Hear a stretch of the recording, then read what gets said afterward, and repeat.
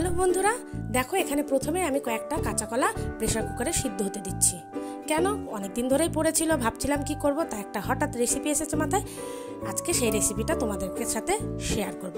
দেখো এখানে কিছুটা মুসুর ডাল নিয়ে নিচ্ছি, মুসুর ডালটা কিছুক্ষণ ভিজিয়ে রাখবো জলে। আর এখানে একটা সিটি দিয়ে কাঁচা কলাগুলো আমি সেদ্ধ করে নিয়েছি।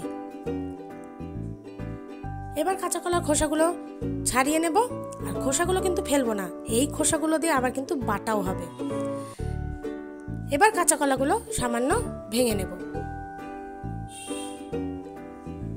দেখো হাত দিয়ে কিন্তু আমি ভেঙে নিচ্ছি।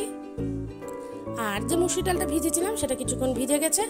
এই মুসুর ডালটাকে মিক্সির জারে দিয়ে আমি সামান্য আধ ভাঙা করে নেব। দেখো আধ ভাঙা করে নিচ্ছি, ঠিক এরকম হবে।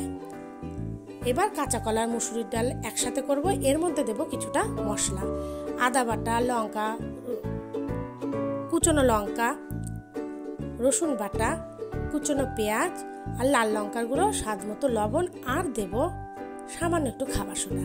এতে কি হবে, এতে বড়াগুলো কিন্তু খুব মচমচে হবে।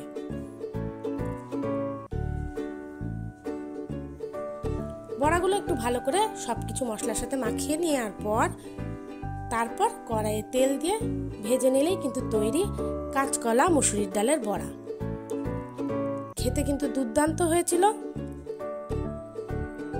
প্রথম ট্রাই করেছি, কিন্তু সত্যিই খুব ভালো হয়েছে। অবশ্যই একবার ট্রাই করে দেখো, আশা করি সবার ভালো লাগবে। দেখো বড়াগুলো কি সুন্দর হয়েছে না? অবশ্যই ট্রাই করো। টাটা, আজকের মতো বাই বাই।